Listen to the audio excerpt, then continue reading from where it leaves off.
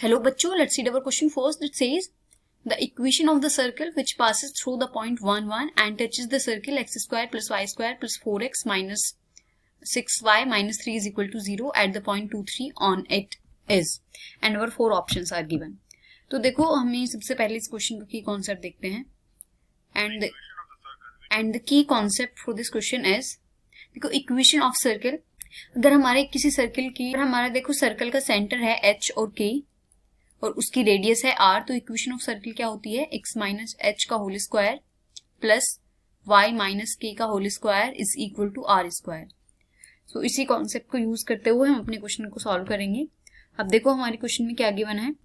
हमारे क्वेश्चन में दो सर्कल गिवन है, ठीक है.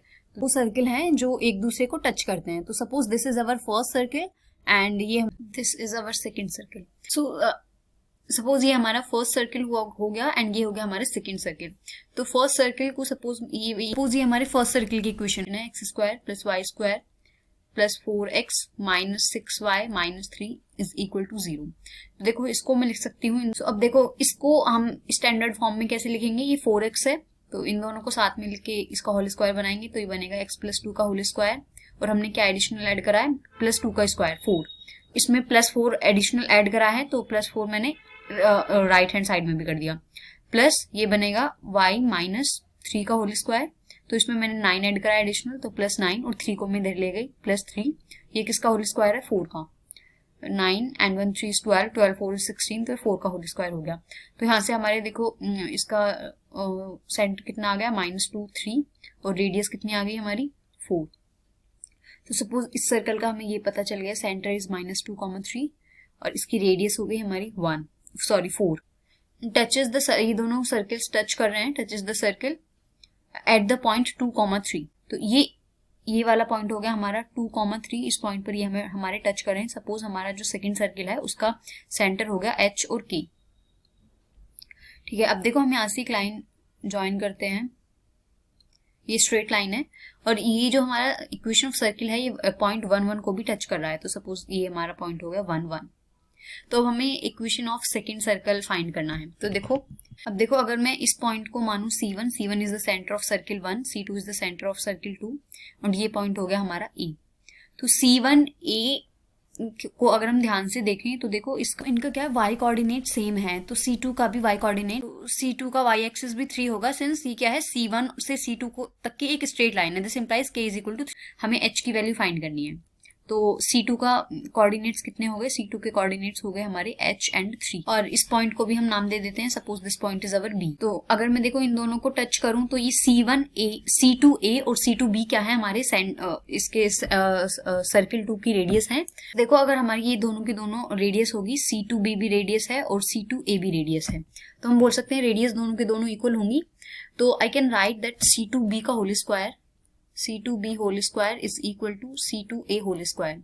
तो इन दोनों की देखो C2B की डिस्टेंस कितनी हो गई, C2B की डिस्टेंस होगी h माइनस 1 का whole square, distance between 2 line. और मैं लिख लेती हूँ दोनों के दोनों पॉइंट्स 1 1 एंड h. ये हो गया 1 1 और h के, इन दोनों के बीच की देखो डिस्टेंस कितनी होगी. दिस इज h माइनस 1 का whole square plus k minus 1 का होल स्क्वायर. और हमारे C2A के पॉइंट्स कितने हो गए, C2 पॉइंट्स के हो गए h k और 2 3. तो यह हो गया h माइनस 2 का whole square plus k minus 3 का होल स्क्वायर. अब देखो सिंस हमारी k की वैल्यू यहाँ पर पता है, k की वैल्यू है 3, तो k की वैल्यू डायरेक्ट पुट कर देते हैं. तो इसका होल स्क्वायर खोलेंगे a square plus b square minus 2ab plus since k की वैल्यू हमारी 3 है तो 3 माइनस 1 इज 2, 2 का whole square is 4 is equal to h minus 2 का whole square is h square plus 2 2 जो 4 माइनस 4h प्लस k की value is 3, 3 minus 3 is 0. h square से h square cancel हो गया और ये बन जाएगा 4 plus 1 is 5 minus 2h is equal to 4 minus 4h. तो ये आ जाएगा minus 2h is equal to 1.